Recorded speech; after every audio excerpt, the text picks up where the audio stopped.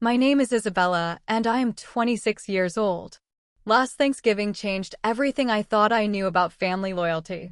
Standing on my childhood doorstep with homemade pumpkin pie in hand, I watched my father's face twist with disgust as he blocked my entry. "We don't want to see your face," he declared, while my mother and siblings stood silently behind him. What I discovered that day about the lies they had been telling each other about me would destroy our family forever and lead to the most satisfying revenge of my life. Hey everyone! Before we dive into this wild family drama, I'm curious, where are you watching from today? If you're ready for a story about family betrayal that will make your jaw drop, smash that like button and hit subscribe because this Thanksgiving nightmare is just getting started. Trust me, you won't believe how this ends. The rejection at my family's front door felt like a physical blow. My father, Robert, stood there with his arms crossed, his usually warm brown eyes now cold as winter stone. Behind him, I could see my mother Sarah peeking around the corner, her face a mixture of shame and something else I could not quite identify. My younger brother Marcus and sister Elena were nowhere to be seen, but I could hear the familiar sounds of Thanksgiving preparation echoing from the kitchen. "Dad, what are you talking about?" I stammered, still clutching the pie I had spent 3 hours perfecting that morning. The sweet scent of cinnamon and nutmeg seemed absurd in this moment of complete bewilderment.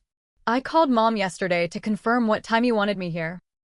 "Don't play innocent with us, Isabella." My mother's voice drifted from behind him, sharp with an anger I had never heard before.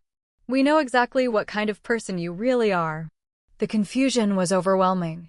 Just 2 weeks earlier, we had all shared a pleasant dinner at their house for my mother's birthday. Nothing had seemed amiss. We had laughed about old family stories, and my parents had seemed genuinely excited about my recent promotion at the marketing firm where I worked.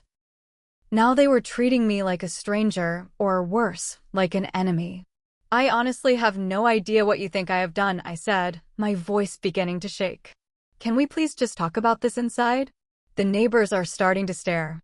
Indeed, Mrs. Patterson from next door was now openly watching from her window, and the family across the street had slowed their own Thanksgiving preparations to observe the drama unfolding on our front porch. My father's jaw tightened. "You lost the right to come into this house the moment you decided to destroy our family's reputation. Elena told us everything about your disgusting behavior at that company party. How you threw yourself at married men, how you've been sleeping around with half the office, how you even made a pass at her boyfriend when she brought him to meet us." The words hit me like a series of physical blows. Elena had told them what? I frantically searched my memory of the company holiday party from 3 weeks ago. I had barely spoken to anyone outside of my immediate colleagues, had left early to go home and binge-watch Netflix, and I had certainly never met Elena's new boyfriend, let alone made any kind of pass at him. "That is absolutely not true," I said, my voice growing stronger despite the tears threatening to spill over. "I don't know why Elena would say such things, but none of that happened. I was at that party for maybe an hour, and I spent most of it talking to my coworker Janet about her new puppy." "Elena has no reason to lie," my mother said, finally stepping into view beside my father. Her face was set in hard lines I had never seen before. "She was protecting our family's honor by telling us the truth about your behavior. We raised you better than this, Isabella. Where did we go wrong?" The pain in her voice almost broke my resolve, but something deep inside me was beginning to burn with a different kind of fire. Elena had always been jealous of the attention I received, but I had never imagined she would go this far. We were only 2 years apart in age, but somehow she had always felt overshadowed by my academic achievements and career success. Still, spreading vicious lies about my personal life was a level of betrayal I had not thought her capable of. "I want to talk to Elena," I said firmly. "I want to hear her say these things to my face." "She's not here," Marcus said, appearing suddenly in the doorway. At 22, he had always been the peacemaker in our family, but even his usually gentle demeanor seemed hostile now. "She couldn't bear to see you after what you did to her relationship. Jason broke up with her because of your inappropriate behavior." "Jason." That was Elena's boyfriend's name. I had heard her mention him a few times in passing during family phone calls, but I was certain I had never met him. The whole situation was becoming more surreal by the moment. "Marcus, I have never met Jason in my life," I said desperately. "I don't even know what he looks like. How could I have done anything to damage their relationship?" "Stop lying," my father exploded. "Elena showed us the text messages you sent him. The photos you sent him. We saw everything, Isabella." "How could you do that to your own sister? Text messages? Photos?" My mind was reeling. I pulled out my phone with trembling hands and scrolled through my contacts, my sent messages, everything. There was no Jason in my phone. No messages sent to anyone I did not know. No photos sent to any men outside of work-related communications. "Show me," I said, my voice taking on a steel I did not know I possessed. "Show me these messages right now." My parents exchanged a look that I could not interpret. "Elena has them on her phone," my mother said after a pause. "But we don't need to see them again. We've seen enough." "This is insane," I said, my voice rising despite my attempts to stay calm. "You're condemning me based on things Elena claims I did, things that I know for a fact never happened, and you won't even show me the supposed evidence? This is not how our family works. We talk things through. We give each other the benefit of the doubt." "Not when it comes to betrayal like this," my father said coldly. "Elena is heartbroken. She trusted you, and you stabbed her in the back for some cheap thrill with a man you barely knew. That's not the daughter we raised."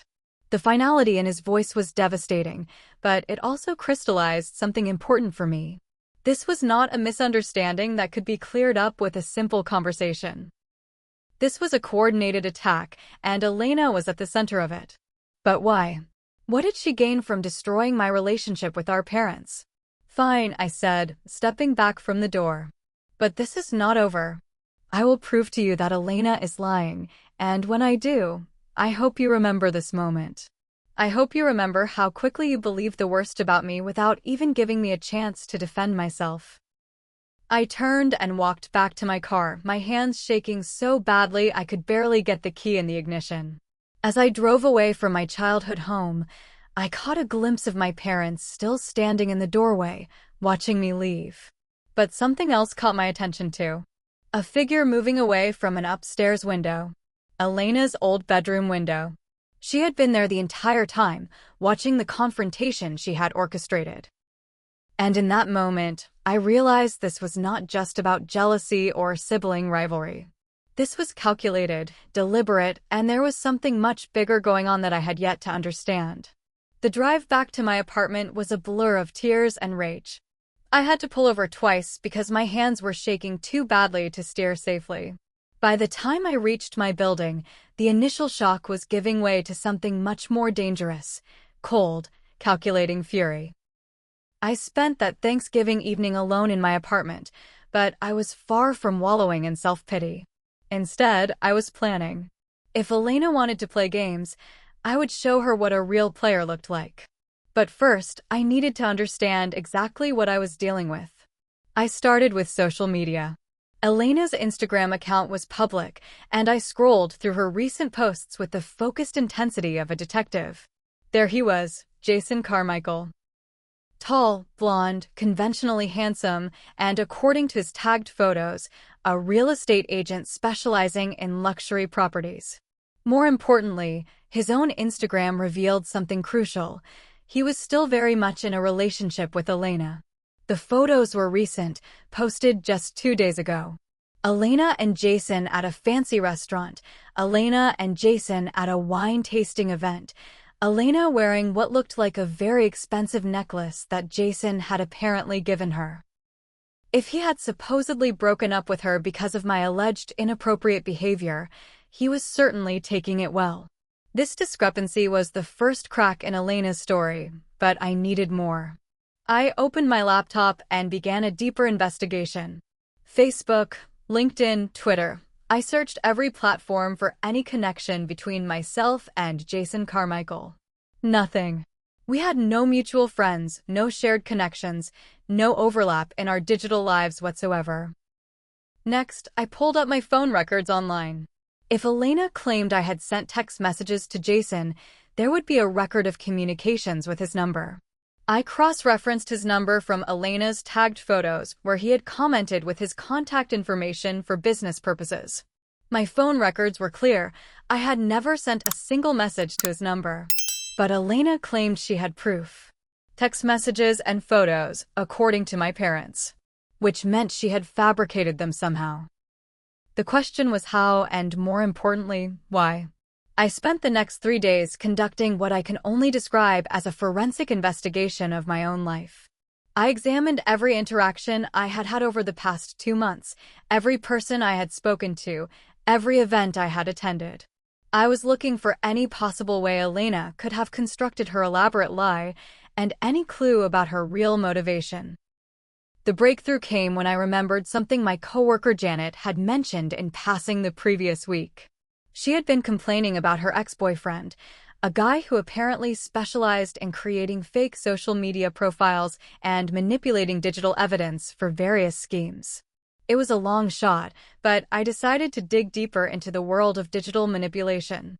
What I discovered was both enlightening and terrifying.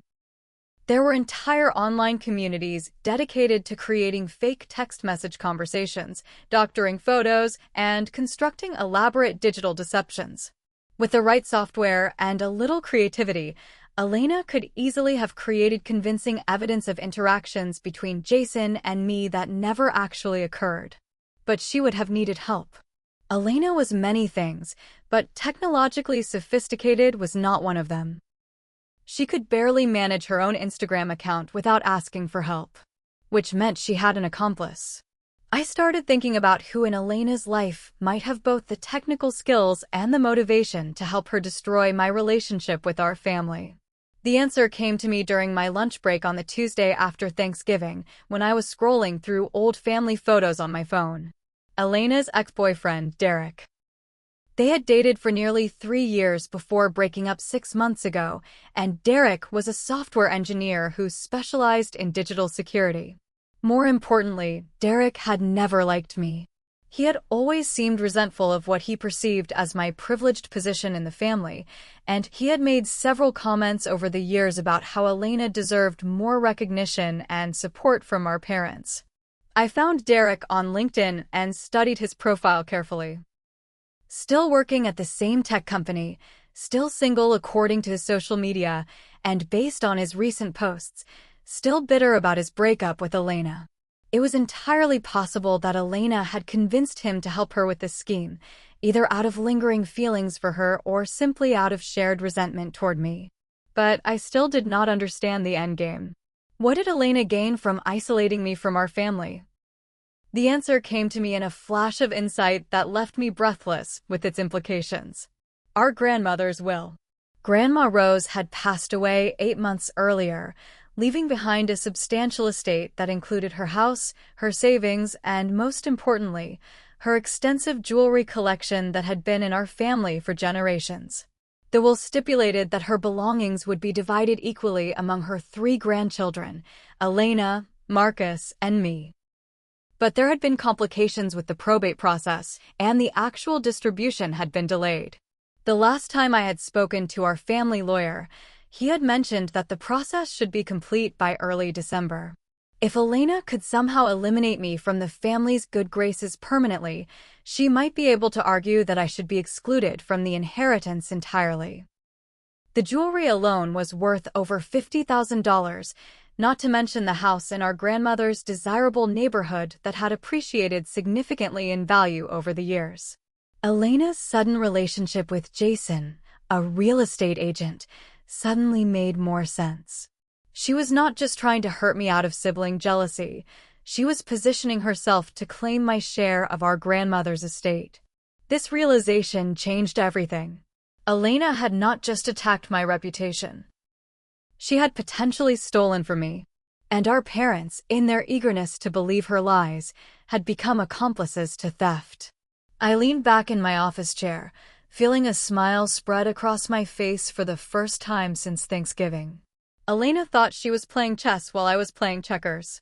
But she had made one crucial mistake. She had underestimated me. If Elena wanted to play dirty, I would accommodate her. But I would play smarter and I would play to win. She had started a war, but I was going to finish it.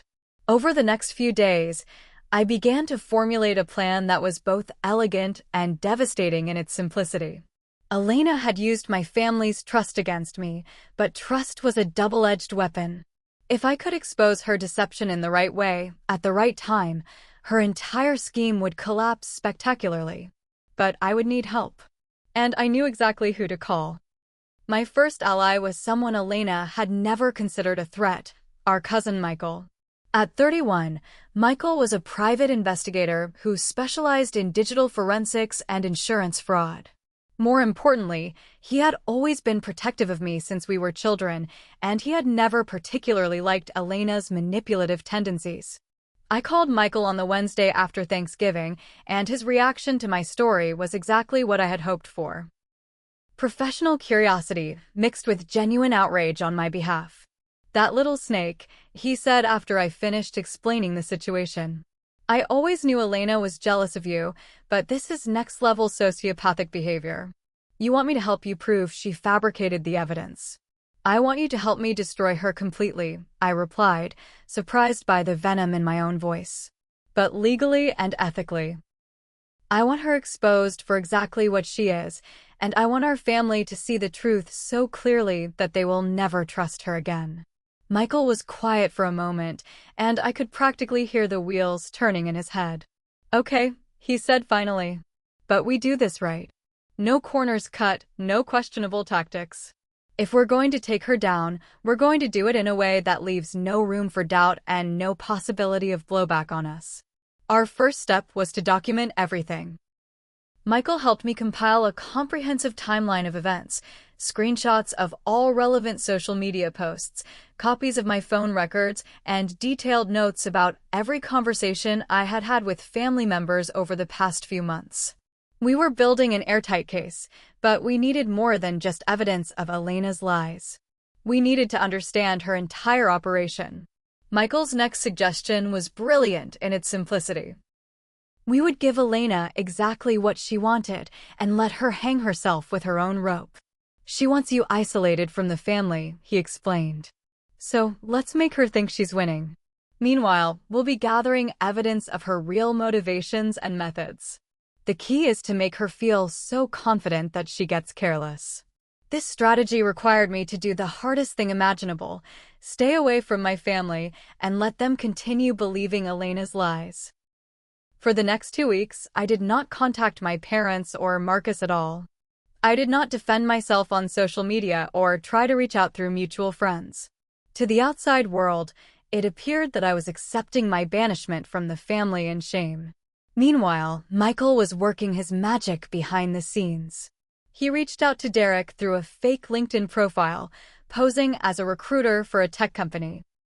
During their conversation, Michael steered the discussion toward Derek's recent projects, and Derek, eager to impress, bragged about some creative problem-solving he had done for a friend involving digital communications. Michael also used his professional connections to conduct surveillance on Elena's activities. Nothing illegal or invasive, but simply documenting her public movements and social interactions. What we discovered was fascinating. Elena was spending money like she already had access to Grandma Rose's inheritance. New clothes, expensive dinners, jewelry that cost more than her part-time retail job could possibly support. Most tellingly, she had been meeting regularly with the estate planning attorney whose office was located suspiciously close to where our grandmother's lawyer worked. But the smoking gun came from an unexpected source: Jason himself. Michael had discovered that Jason was not the innocent victim Elena had portrayed him as being. In fact, Jason had a history of involvement in small-scale financial schemes, primarily targeting women he met through dating apps. His real estate license was legitimate, but his income was supplemented by various questionable activities that bordered on fraud. More importantly, Jason and Elena's relationship was not the romantic fairy tale she had presented to our family. According to Michael's research, They had met through an online forum dedicated to alternative income opportunities, essentially a gathering place for people involved in various scams and get-rich-quick schemes. Elena had not fallen in love with Jason. She had recruited him as a business partner. And their business was stealing my inheritance. Armed with this information, Michael and I decided it was time to spring our trap. But we needed one more element to make our plan work. We needed Elena to incriminate herself in a way that could not be denied or explained away. The opportunity came in the form of a family emergency that Elena could not have anticipated. Our Uncle David, my father's brother, had a heart attack and was hospitalized just 2 weeks before the estate distribution was scheduled to be finalized. Uncle David had always been close to our family, and his hospitalization prompted my parents to reach out to me for the first time since Thanksgiving. My mother's text message was brief and carefully neutral. Uncle David is in the hospital. Thought you should know. This was the opening I had been waiting for.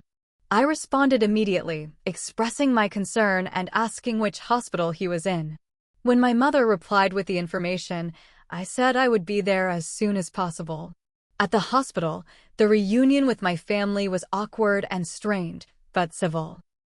My parents were clearly uncomfortable with the situation, but Uncle David's condition took precedence over our family drama. Elena was there too, playing the role of the concerned niece perfectly, but I could see the calculation behind her eyes as she assessed this unexpected development.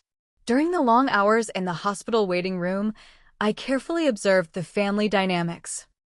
Elena was working overtime to maintain her position as the favored daughter, frequently comforting our parents and making pointed comments about family loyalty and support.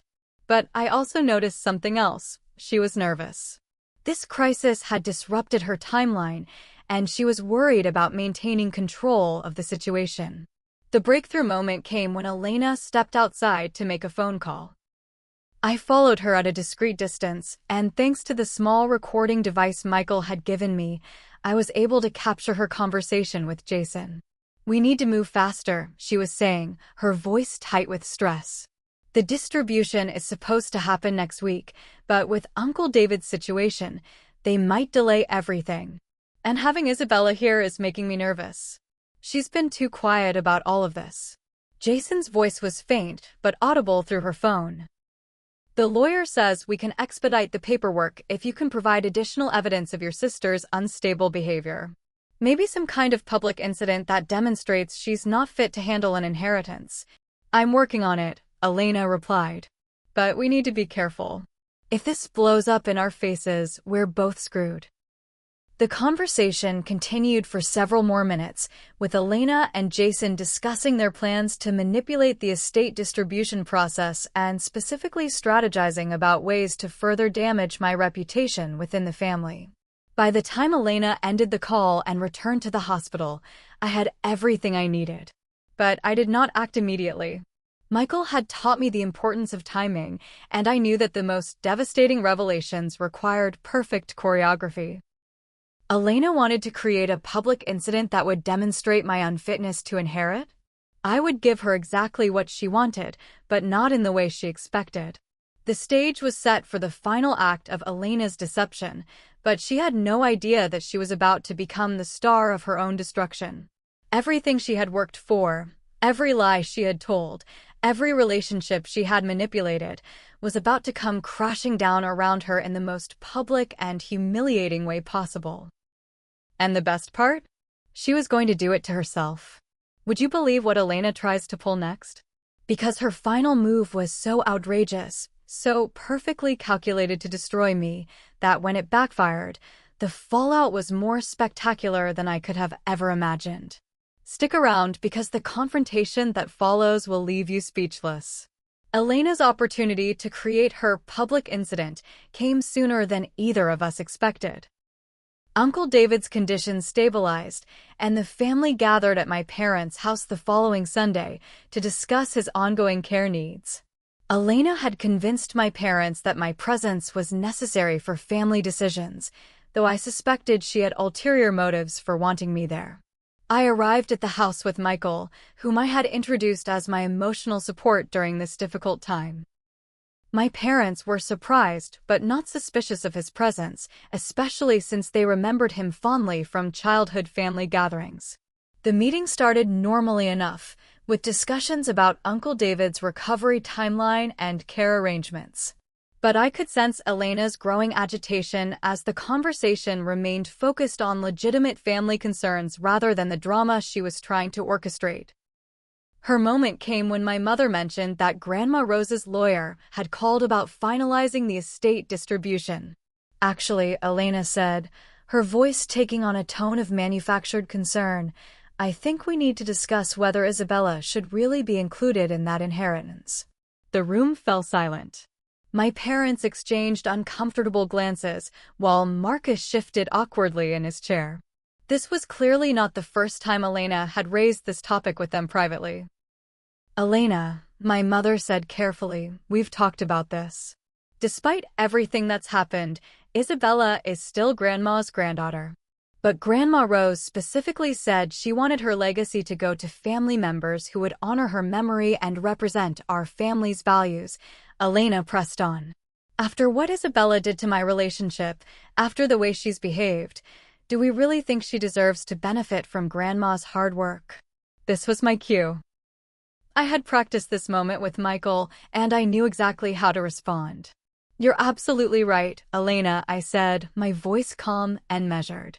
Grandma Rose did care deeply about family values and honesty. She would be heartbroken to know that someone in this family was lying and manipulating others for financial gain. Elena's eyes flashed with what she probably thought was victory. Exactly. I'm so glad you finally understand how your behavior has affected all of us. Oh, I wasn't talking about my behavior, I said, pulling out my phone. I was talking about yours.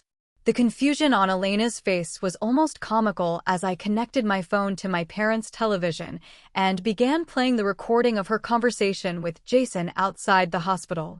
Elena's voice filled the room, crystal clear and undeniably hers. We need to move faster. The distribution is supposed to happen next week, but with Uncle David's situation, they might delay everything. And having Isabella here is making me nervous. She's been too quiet about all of this. The color drained from Elena's face as Jason's voice responded through the speakers, discussing their plans to manipulate the inheritance process and create false evidence against me. My parents sat frozen, their faces cycling through disbelief, recognition, and growing horror as the full scope of Elena's deception became clear. Marcus actually gasped aloud when Elena's recorded voice discussed additional evidence of your sister's unstable behavior and the need for some kind of public incident. But I was not finished. Michael stepped forward with a tablet containing all of our compiled evidence. The proof that I had never contacted Jason, the timeline showing Elena's suspicious spending, the documentation of Jason's history of financial manipulation, and most damning of all, screenshots of Elena's communications with Derek about creating fake digital evidence. Elena has been systematically lying to all of you for months, I said, my voice growing stronger with each word. She fabricated text messages and photos to make you believe I had inappropriate contact with Jason. She manipulated your trust and love for her to isolate me from this family. And she did it all to steal my share of Grandma Rose's inheritance. Elena's attempt at damage control was pathetic and desperate. That recording is fake. Isabella is trying to frame me because she knows she's been caught. Really? Michael said, speaking for the first time since the recording had started. He produced a small device from his pocket. Because I'm a licensed private investigator, and this is a professional-grade recording device that's admissible in court. The timestamp and digital fingerprint are completely verifiable.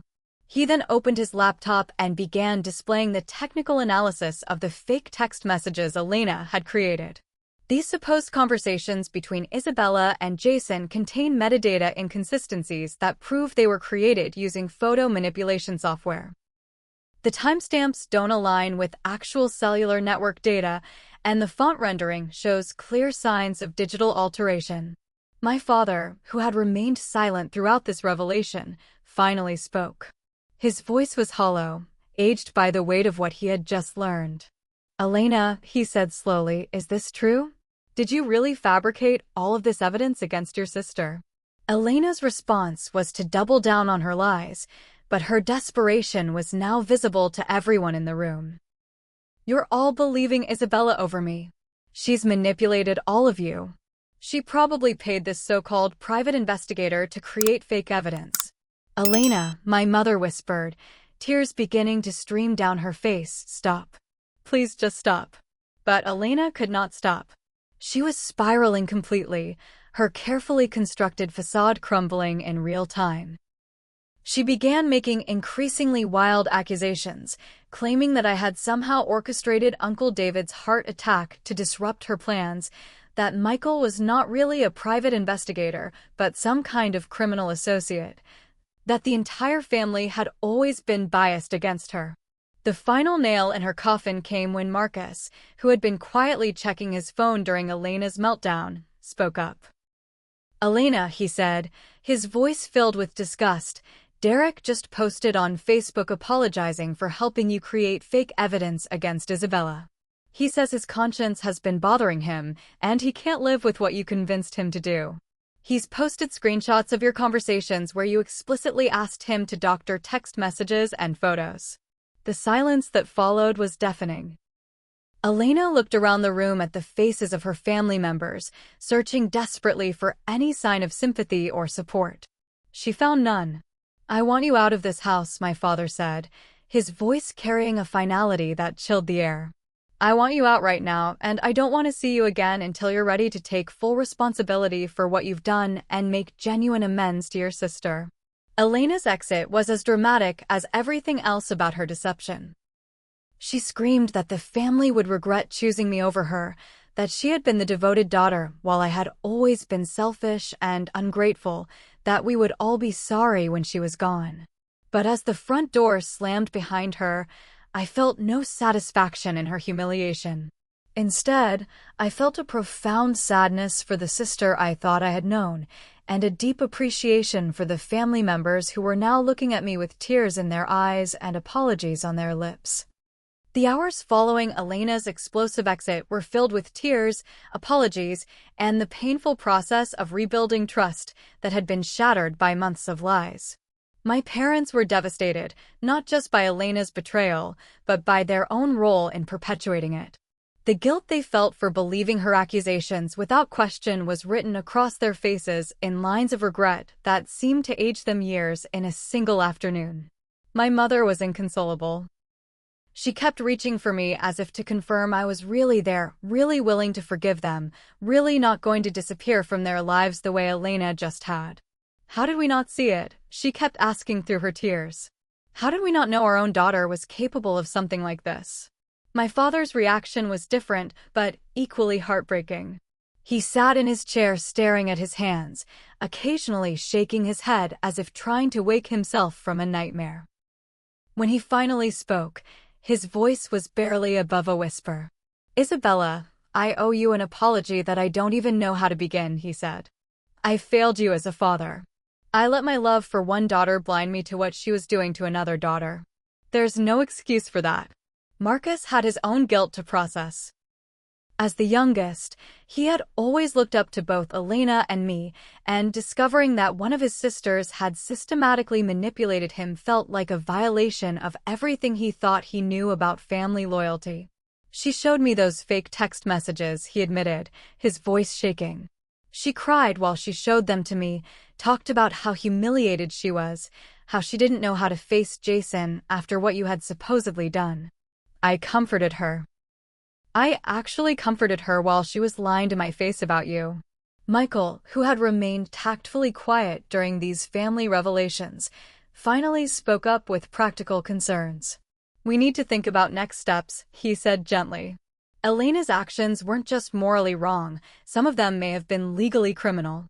Fraud, identity theft, conspiracy to commit theft, these are serious charges. The legal implications were something I had not fully considered in my quest for vindication. Now that the truth was exposed, I had decisions to make about how far to pursue consequences for Elena's actions. But before I could focus on legal matters, there were immediate practical concerns to address. Elena had been living in my parents' basement apartment while supposedly saving money for her future with Jason. Her belongings were still there, her mail was still being delivered there, and my parents were now faced with the question of what to do about her living situation. "She can't stay here," my father said firmly. "Not after what she's done. But she's still our daughter, and we can't just throw her out on the street without any notice." We decided to give Elena 1 week to find alternative housing and remove her belongings. Michael suggested that someone neutral should be present during this process to document anything she took and ensure there were no false accusations about missing items. The next few days were surreal. Elena had completely disappeared from social media, and none of her friends or coworkers had heard from her. Jason, meanwhile, had apparently vanished as well. His real estate office claimed he was taking personal time off, and his apartment appeared to be empty. Derek's Facebook confession had gone viral within our extended family and social circles, creating a ripple effect that extended far beyond our immediate household. Cousins, aunts, uncles, and family friends who had heard Elena's version of events were now reaching out to express their shock and support for me. The narrative that Elena had carefully constructed over months was crumbling everywhere at once. But perhaps the most satisfying development came from an unexpected source. Grandma Rose's lawyer. When he learned about Elena's attempt to manipulate the inheritance distribution, he revealed information that none of us had known. "Your grandmother actually came to me about 6 months before she passed," he told me during a phone call. "She was concerned about Elena's financial behavior and attitude toward money. She asked me to include specific language in her will that would protect the inheritance from any beneficiary who attempted to defraud or manipulate the distribution process." This meant that even if Elena's scheme had succeeded in turning my family against me, her attempt to manipulate the inheritance would have automatically disqualified her from receiving anything. Grandma Rose, it seemed, had seen Elena's true nature long before any of us and had taken steps to protect her legacy from exactly the kind of scheme Elena had attempted. When Elena finally returned to collect her belongings, she was a shadow of the confident manipulator who had orchestrated my Thanksgiving banishment.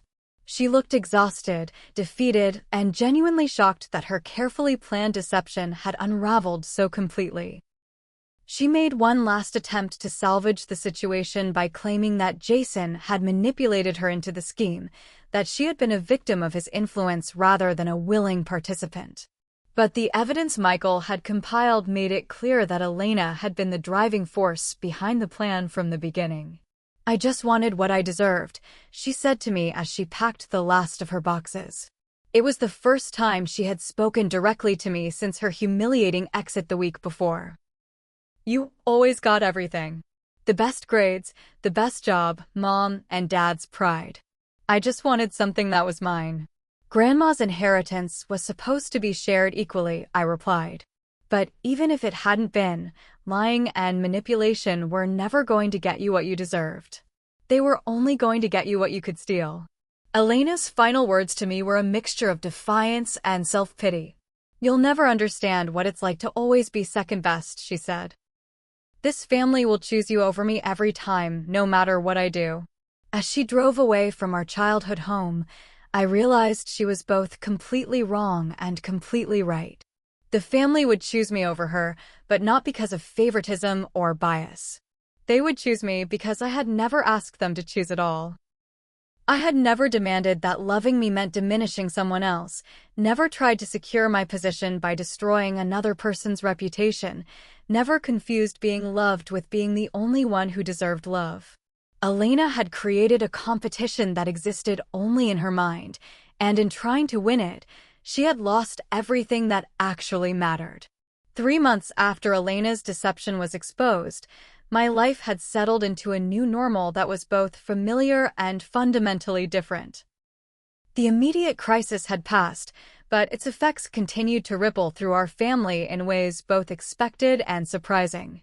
My relationship with my parents had not simply returned to its previous state, it had evolved into something deeper and more honest. The guilt they felt over their willingness to believe Elena's lies had forced them to examine their own assumptions and biases about their children. They began attending family therapy sessions, something that would have been unthinkable before this crisis, and those sessions had opened up conversations about family dynamics that had been years in the making. We realized we had been so focused on managing Elena's emotions and insecurities that we forgot to protect you from them, my mother explained during one of our weekly coffee dates that had become a new tradition. We thought we were keeping the peace, but we were actually enabling her to hurt you. My father had his own revelations about the ways his desire to be a good parent to Elena had sometimes came at my expense. I thought that because you were more stable and successful, you needed less support and attention, he admitted. I didn't realize that being the easy child meant you were carrying burdens that Elena was free from. Marcus had perhaps changed the most of anyone. Elena's betrayal had shattered his naive faith in family loyalty, but rather than becoming cynical, he had developed a more nuanced understanding of what healthy relationships actually required. He started standing up for himself in ways he never had before, and he began building his own independent identity rather than simply following in his sister's footsteps. The inheritance distribution had finally been completed, with Elena's share being held in a trust that she could only access if she completed a comprehensive fraud counseling program and made full restitution for her attempted theft.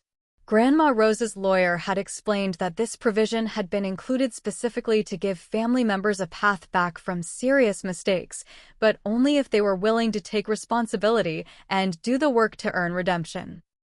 Elena had initially refused these conditions, apparently believing that the family would eventually forgive and forget without requiring any real accountability from her. But as months passed and her isolation became permanent rather than temporary, her position began to soften. The last I had heard, she was considering entering the counseling program, though she had not yet committed to making full admission of her deceptions. Jason had disappeared entirely, apparently moving to another state to avoid the legal consequences of his involvement in Elena's scheme. As for Derek, his public confession had actually earned him a measure of redemption.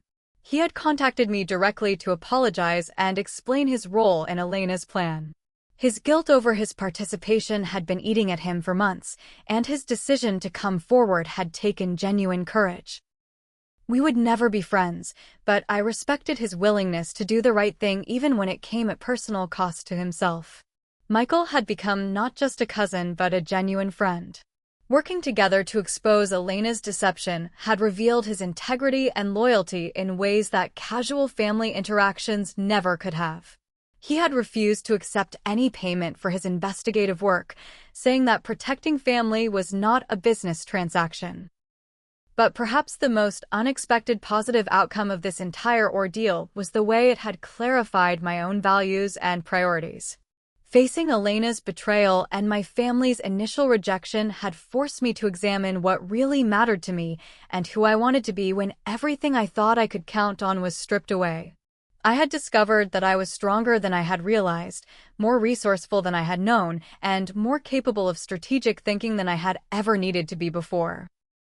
But I had also learned the importance of chosen family, the people who support you not because they have to, but because they choose to. My coworkers had rallied around me when they learned about Elena's false accusations about my behavior at the company party.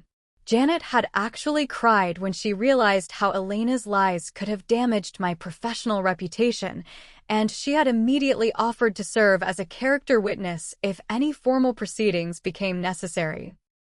My small circle of close friends had provided unwavering support throughout the crisis, never once questioning my version of events or suggesting that there might be some truth to Elena's accusations. Their faith in my character had been a lifeline during the darkest moments of my family's rejection. Even my apartment building's elderly superintendent, Mr. Chin, had noticed my distress during the worst days and had made a point of checking on me with small kindnesses, holding packages when I was too overwhelmed to retrieve them promptly, bringing me soup when he heard me crying through the walls, simply being present as a caring human being when my blood family had failed me. These relationships had taught me that family loyalty is not something you inherit, it is something you build through consistent actions and mutual respect. Elena had been born into the same family I was, with the same advantages and opportunities, but she had chosen manipulation over honesty, selfishness over generosity, destruction over construction. Looking back now, I can see that Elena's betrayal, as painful as it was, had actually been a gift of clarity. It had forced me to stop taking family relationships for granted and start actively nurturing the connections that truly mattered. It had shown me the difference between people who loved me and people who merely tolerated me out of obligation. Most importantly, it had taught me that the most satisfying revenge is not destruction but reconstruction, rebuilding what someone tried to tear down in a way that makes it stronger than it was before. Elena had tried to isolate me from my family, but instead she had isolated herself. She had tried to steal my inheritance, but instead she had forfeited her own. She had tried to destroy my reputation, but instead she had destroyed her credibility. Every weapon she had used against me had ultimately turned in her hands and wounded her instead. The ancient concept of karma suggests that our actions eventually return to us in kind. Elena's story is a perfect illustration of this principle, but not in some mystical or supernatural way. Her downfall came not from cosmic justice, but from the simple fact that relationships built on lies and manipulation are ultimately unsustainable. Trust, once broken, is incredibly difficult to repair. Love, once weaponized, becomes something to be feared rather than cherished. Family, once treated as a resource to be exploited rather than a treasure to be protected, will eventually protect itself by excluding the threat. Elena learned these lessons the hard way, but she learned them nonetheless.